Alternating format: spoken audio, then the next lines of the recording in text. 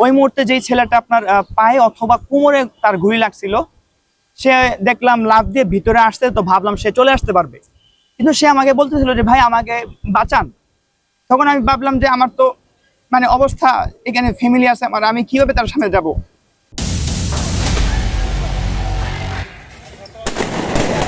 ওই ছেলে যখন আমার কাছে সাহায্য চাচ্ছিল, তখন ভাবলাম, মানে আমার মনে হচ্ছিল এরকম যে তাকে যদি আমি বাঁচাতে যাই তখন তো আমার গায়েও গুলি লাগতে পারে, তখন তো আমার ফ্যামিলি। তখন আমার মা জানে না যে আমার সামনে অনেকেই স্পট ডেট হয়েছে, মারা গেছে, মারা যাচ্ছে, গুলি খাচ্ছে, আহত হচ্ছে, চোখ অন্ধ হচ্ছে, কেউ কারো পায়ে লাগতেছে, পায়ের হাড় ভেঙে যাচ্ছে, অনেকে পঙ্গু হচ্ছে, এরকম আমার মা জানতোই না। জুলাই আগস্টের ছাত্র জনতার গণ অভ্যুত্থানে নরসিংদীর মুড়ে মুড়ে যে সকল ছাত্র জনতা প্রতিরোধ গড়ে তুলেছিল, আমরা কথা বলেছি তাদের সাথে, জানতে চেয়েছি জুলাই আগস্টের রাজপথের স্মৃতি কথা। তো তাকে এক কাঁধে ভর করে নিয়ে আসতেছিলাম, তখন দেখলাম নিচের দিকে তাকিয়ে তার পায়ে পুরা এক পা রক্তে ভরে গেছে, মানে রক্ত পানির মতো বের হচ্ছে তার গা থেকে। আপনারা দেখছেন বেঙ্গল টিভি এবং আপনাদের সাথে রয়েছে আমি নাদিম মাহমুদ নয়ন।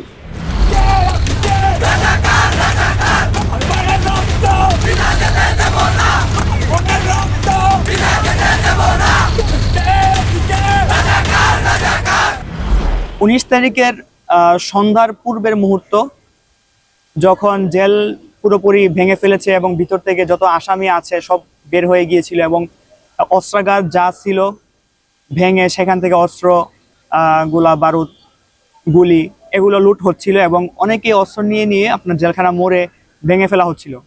ভাঙার কারণ হচ্ছে অনেকে বলতেছিল যে এই অস্ত্র দিয়ে আমাদের ভাইকে হত্যা করা হচ্ছে, তাদেরকে গুলি করা হচ্ছে, তাদেরকে আহত নিহত করা হচ্ছে।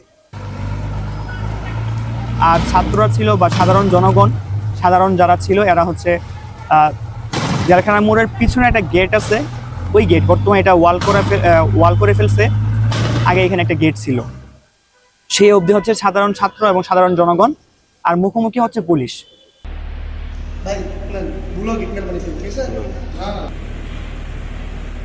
তো ওই মুহূর্তে ওই স্পটে নানানভাবে অপোজিট সাইড থেকে, পুলিশের থেকে অনেক গুলি আমাদের দিকে লক্ষ্য করে ছোড়া হচ্ছিল।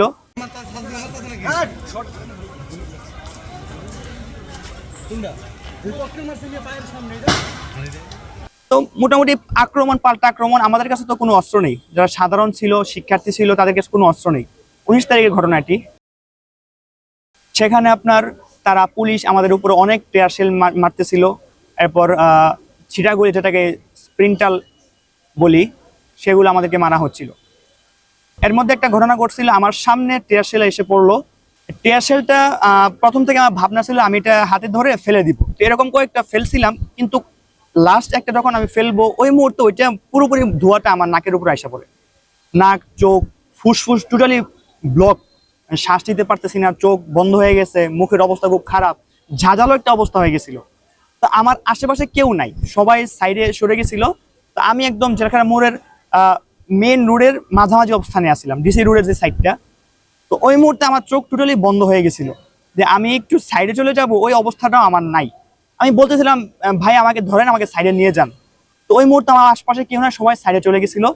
তো ওই পিছন থেকে, মানে এখন তো আমি মুভ করতেছিলাম, সরে যাওয়ার চেষ্টা করতেছিলাম, পিছন থেকে যদি গুলি করতো ওই গুলি হয়তো আমার গায়ে লাগতে পারতো, তো ওই মুহূর্তে গুলি করা হয় নাই।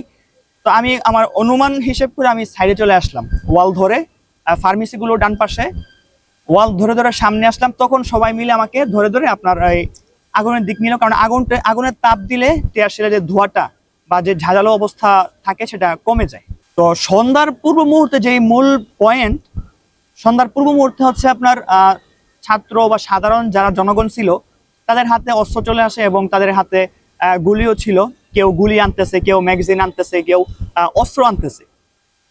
তো ডেন্টাল হাসপাতালের বরাবর অনেকে ফায়ার করতেছিল সাধারণ জনগণ থেকে, এবং ওই পাশ থেকেও হালকা কিছু ফায়ার করতেছিল।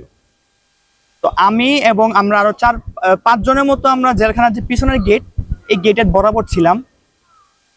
সন্ধ্যার পূর্ব মুহূর্ত, তখন পুলিশের একটানা ননস্টপ ফায়ার, যেটাকে বলে আপনার লাইফ বুলেট যেটাকে বলে, বা আপনার এই 7.62 বুলেট বলে এটাকে, 47 বা এই বন্দুকগুলা তারা ইউজ করতেছিল, একটানা ননস্টপ ফায়ার করতেছিল। আমার সামনে 5 জন ছিল, সবাই আপনার মোটামুটি এই গুলির কারণে সব সরে দৌড় শুরু করছিল আপনার জেলখানা মোড়ের দিকে। তো এই পাশে জেলখানার গেট যে খোলা, ওইটা অনেকে হয়তো খেয়াল করেনি। তো আমার পাশে মোট 4 জন, ওরা সবাই মানে দৌড়ে যান বাঁচানোর জন্য চলে গেছিল। আমি যখনই আপনার রাস্তায় উঠবো এই ডিসি রোডে আমরা একটু প্রতিহত করার জন্য, ওই মুহূর্তে আমার সামনে 3 জন স্পটেই গুলিবিদ্ধ হয়। এর মধ্যে একজন স্পটেই শুয়ে পড়ে গুলি গুলি লাগার পরে, আরেকজন সিটকে যায়, আরেকজন ভিতরে লাফ দিয়ে চলে আসে এই ওয়ালের ভিতরে, জেলখানার যেই ওয়াল গেটের ভিতরে চলে আসে। তো এই সিচুয়েশনটা দেখার পরে মানে আমি ভাবতেছি এখন আমি যদি সামনে যাই, কারণ তারা তো এভাবে ননস্টপ ফায়ার করতেছে। এই ননস্টপ ফায়ার হওয়ার কারণে আপনার প্রাইম জেনারেল হাসপাতালের দোতলায় একজন মহিলা ছিল গর্ভবতী, উনার গায়ে পর্যন্ত পুলিশের গুলি লেগে যায়। এমন ভাবে তারা ফায়ার করতেছিল ননস্টপ, এবং হচ্ছে অগুছালো ফায়ারিং, আছে না যে মুখ সোজা বরাবর, এরকম না, সব আশেপাশে জানালা বিল্ডিং সব দিকে লাগতেছিল। তো ওই মহিলার হচ্ছে আপনার এদিক দিয়ে ঢুকে পিছন দিয়ে বের হয়ে যায়, উনি এখন বেঁচে আছেন। তো যখন আমি ওইখান থেকে মুভ করবো, চলে আসবো, কারণ এখান তো আর পসিবল না সামনে আগানো, ওই মুহূর্তে যেই ছেলেটা আপনার পায়ে অথবা কোমরে তার গুলি লাগছিল, সে দেখলাম লাফ দিয়ে ভিতরে আসতে, তো ভাবলাম সে চলে আসতে পারবে, কিন্তু সে আমাকে বলতেছিল যে ভাই আমাকে বাঁচান। তখন আমি ভাবলাম যে আমার তো মানে অবস্থা, এখানে ফ্যামিলি আছে আমার, আমি কিভাবে তার সামনে যাব। যেভাবে তারা ফায়ার করতেছিল, ওই মুহূর্তে আমি তাকে বাঁচাতে যাব, সেই মুহূর্তে যদি আমার গায়ে গুলি লাগে,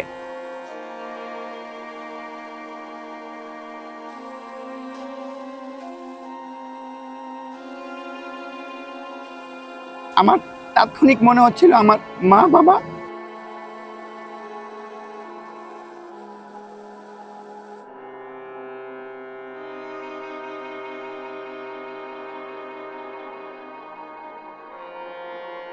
আমার তাৎক্ষণিক মনে হচ্ছিল আমার বাসায় তো আমার ফ্যামিলি আমার জন্য অপেক্ষা করতেছে। আমার বাবা মা সঠিকভাবে জানেও না যে আমি আন্দোলনে আছি বা আন্দোলনের কোন পয়েন্টে কি করতেছি, কোন অবস্থানে আছি। আমার মনে হচ্ছিল আমার ভাই, আমার বোন,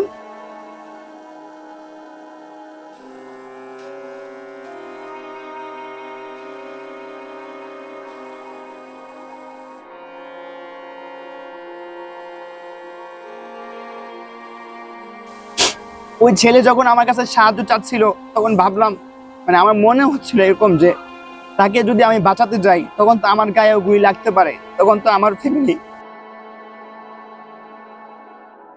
তখন আমার ফ্যামিলি আছে, আমার ভাই বোন মা বাবা সবাই আছে আমার, তখন কি হবে।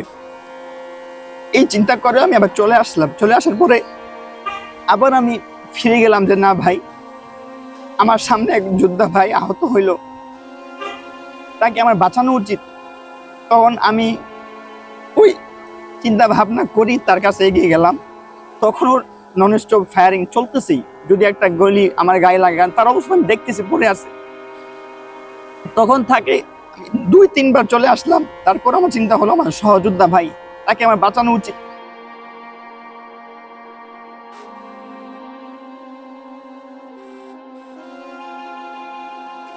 তখন তাকে, সে আমার থেকে একটু ভারী ছিল, তো তাকে এক কাঁধে ভর করে নিয়ে আসতেছিলাম। তখন দেখলাম নিচের দিকে তাকিয়ে তার পায়ে পুরা এক পা রক্তে ভরে গেছে, মানে রক্ত পানির মতো বের হচ্ছে তার গা থেকে।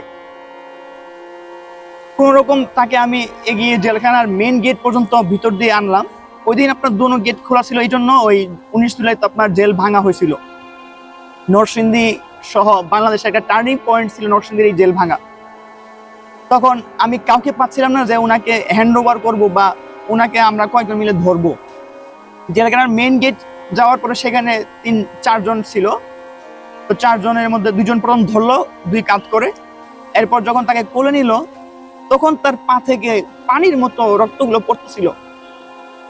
ছাত্ররা তো পুলিশকে প্রথমত কোনো ক্ষতি করেনি বা পুলিশের উপর কোনো অ্যাকশন নেয়নি, কোনো ইট পাটকেল কিছুই করা হয়নি, কিন্তু তারা সেই 16 তারিখ থেকেই 18 তারিখ এভাবে ছাত্রদের উপর আক্রমণ করে, এবং 18 তারিখ তাহমিদ সহ ইমন এই দুজনকে তাদের তাদের ছোড়া গুলিতে নিহত করে ফেলে।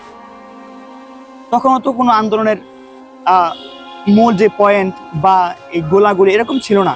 এই পুলিশ প্রশাসন তারাই আগে আক্রমণটা চালু করে। তাকে যখন আপনার কোলে করে হাসপাতাল পাঠানো হলো, এর পরের দিন 20 তারিখ কারফিউ জারি হয়েছিল।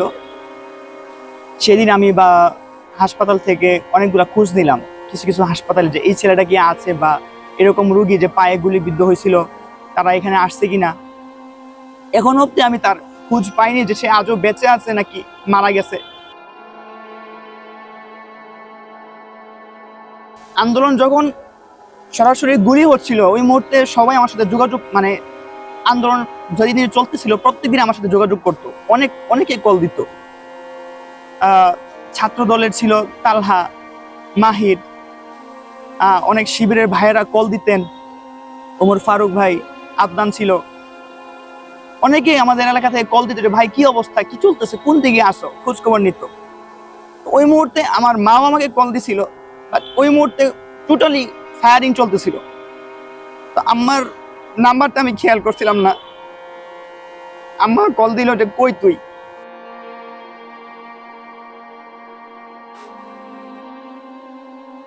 বললাম আমি আমি খেয়াল করি যে আমার আম্মার নাম্বার, সামনে তাকে ফোনটা ধরলাম। তখন মা বলতেছে তুই কোথায়? আমি বললাম যে আমি তো জেলখানা মোড়েই আছি। তো বলতেছে ওইদিকে গোলাগুলি চলতেছে, তুই ওইখানে কি করস? আমি বললাম যে মা আমি তো অনেক দূরে।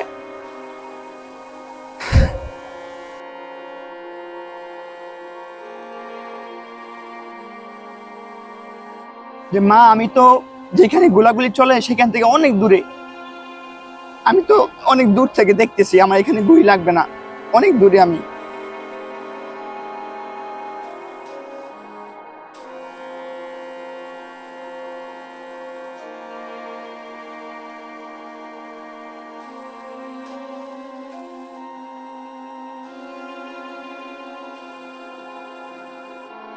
তখন আমার মা জানে না যে আমার সামনে অনেকেই স্পট ডেট হয়েছে, মারা গেছে, মারা যাচ্ছে, গুলি খাচ্ছে, আহত হচ্ছে, চোখ অন্ধ হচ্ছে, কেউ কারো পায়ে লাগতেছে, পায়ের হাড় ভেঙে যাচ্ছে, অনেকে পঙ্গু হচ্ছে, এরকম আমার মা জানতোই না। আমি বললাম যে মা আমি তো জিনিসপুর সাইডে আছি, এদিকে কোনো গোলাগুলি নাই, কোনো কিছুই নাই, এদিকে শান্ত, সব যা হচ্ছে সব ডিসি রুট উপজেলাতে হচ্ছে। অথচ আমি তখনও কি পুলিশের সামনেই গোলাগুলির অবস্থানে।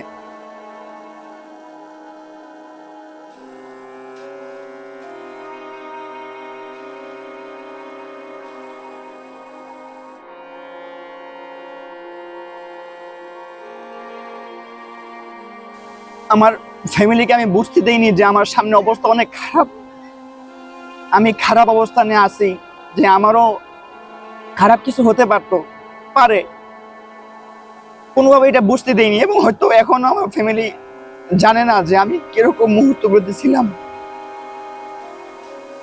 স্টেডিয়ামের সামনে যখন আমরা মুখোমুখি ছিলাম 18 তারিখ পুলিশের সামনে, তখন হঠাৎ করেই পুলিশ ফায়ারিং শুরু করে। আমার বন্ধু আম্মার, যে আমাকে বলা যায় যে আন্দোলনের মধ্যে প্রিপেয়ার করে দিত, আগে ব্যাগ দিত আমাকে, যাতে এই ছিটাগুলিগুলো ব্যাগে লাগলে আমার গায়ে না লাগে। এই ব্যাগ আমার কাঁধে ছিল। যখন পিছন থেকে আমি দৌড় শুরু করলাম, অনেকগুলা বুলেট, আমার যতটুকু আমি অ্যানালাইজ করতে পারছি যে আমার বুলেটগুলো লাগতেছে গায়ের মধ্যে, তো অনেক দূরত্ব থাকার কারণে এই ব্যাগে বা আমার গায়ে লাগেনি, ব্যাগে ধাক্কা লাগতেছিল।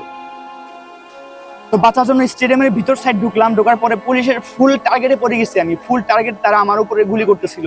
যে একটা ছেলে, আমি একাই ছিলাম, আমার প্রতিবেশী সাজিদ, সে আমাকে বারবার বলতেছিল ভাই এখান থেকে চলে আসো চলে আসো, কিন্তু আমার এখান থেকে মুভ করার মতো কোনো পথ ছিল না। গাছের পিছনে লুকাইলাম, গাছ ওই পুলিশগুলোর সামনে এসে পড়তেছিল, মানে গাছ থেকে না সরলেও তারা আমাকে ধরে ফেলবে। মানে এতটা হিংস্র ছিল পুলিশ যে একটা ছেলে পাইছে তাকে মেরেই ফেলবে, এরকম একটা অবস্থান তাদের। যখন আমি দৌড়তেছিলাম তখন আবার ফায়ার শুরু করলো। মানে কোনো পথ নেই, ডানে বামে বা কোন দিকে যাব কোনো পথ নেই। তখন আমি জাস্ট আল্লাহ,